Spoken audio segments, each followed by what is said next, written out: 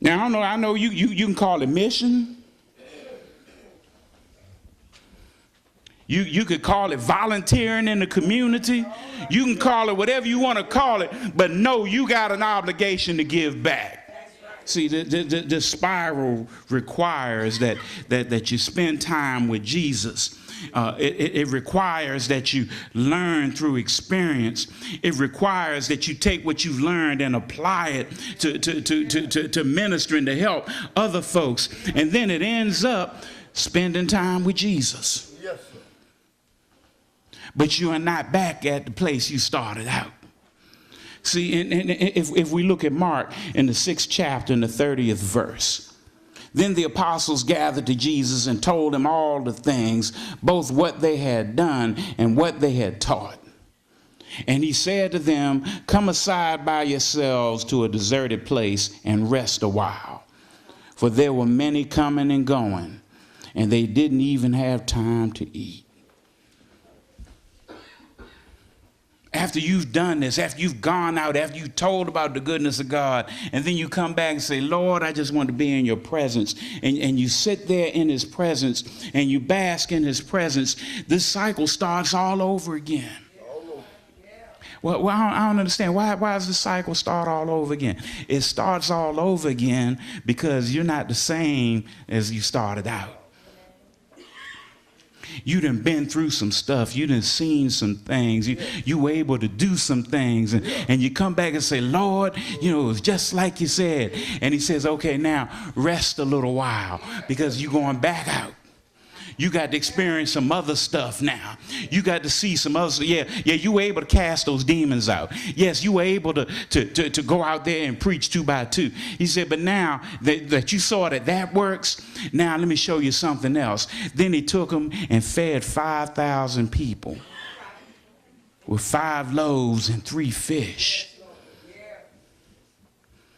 Then he went a little further and then he raised up his friend Lazarus, who was laid up in the grave for a couple of days. Folks said, "Lazarus stinking by now." He said, "Roll a stone away." Then Jesus went to the cross and told him before he went, "I'm going to send you a comforter. And greater things you will do because I go to the Father." Yeah, well, what they got to do with me? See, you started out coming to the Lord. "Lord, I give my life to you." And then you go through basic training. You get your toes stepped on. You get your feelings hurt. You got to cry a little bit. Then you go out in the world and you start saying, "God been good." And the Lord will bring you. You come back, "Oh, Lord, it's been good. Oh, it was wonderful, Lord." Say, "Okay, now let's go up a little higher." And then when you go up to the next level, they get to stepping on both toes at the same time. And then you got to go through some stuff. Then you go out in the world and you got greater stuff that you end up facing. And God delivers you through that. And then you come back and say, "Lord, if it hadn't been for you." And he said, "Great. Now let's go on." Then you go out a little one more time. But when you go out this time, they ain't stepping on your toes. They banging you on your knees. They talking about your children. And then you go out there and God start doing all kinds of miraculous stuff. Folk will show up and need stuff and you don't know where they're going to get it. And you just pick up the phone and make a call and resources just show up. And then you come back and say, "Lord, I know it was nobody but you. Oh, Lord, I give you all the glory. Lord, I know that when you send me out, when you give me a vision, you'll make provision." Then he said, "Okay, let's get ready. Go back out again." It's a spiral. The question is, where are you in the spiral? That's it. Some folk get stuck on the bottom level. That's right. And keep going around and around and don't get up no higher. In 2009, my brothers and sisters, I'm challenging you. You got to come up a little higher. All right. In every way. Can we talk? I went home, had a wonderful time at home. Get back, and we got to talking about, folk talking about this leadership pledge. You trying to make folk tired. They say you trying to build a church. We trying to build a church. Ain't no secret about that. We need a church. Why you say that? Look around. There are a whole bunch of other folk out here in Tuskegee that need the gospel. We ain't got nowhere for them to sit. Now, I know some folks say, well, I'm comfortable just like it is. See, that's why you stuck on that level. It's okay right here. I'm all right. It's fine right here. No, we got to come up a little higher.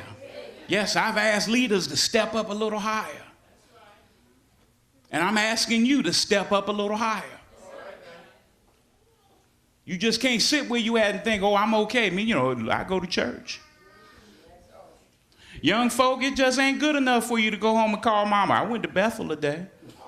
And then we don't see you till the next time we feed. That ain't good enough. You got to step up. It's not good enough, folks sitting here with talents, folks sitting here with gifts. Well, I'm too tight. You don't want to give nobody anything. You don't give them any time. You don't want to give them the benefit of your experience. That's not good enough. You got to come up a little higher. It's not good enough to come to the house, sit in the house, look around and see something need to be done, but then nobody asks me. That's not good enough. You got to come up a little higher.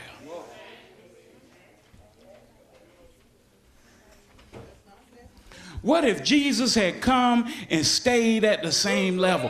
What if Jesus had come and he was just satisfied to feed folk? What if he came and he was just satisfied that he healed folk?